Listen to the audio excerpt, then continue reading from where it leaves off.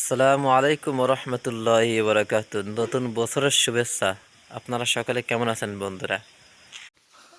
দর্শক বন্ধুরা, চলে এলাম বরিশালের ঐতিহ্য পিরোজপুরের সাইদি ফাউন্ডেশনে। আপনারা দেখতেই পারতেছেন আমাদের প্রিয় আল্লামা দেলোয়ার হোসাইন সাইদি সাহেব রহমতুল্লাহের প্রতিষ্ঠান আলিয়া মাদ্রাসা এবং হাফেজিয়া মাদ্রাসা পাশাপাশি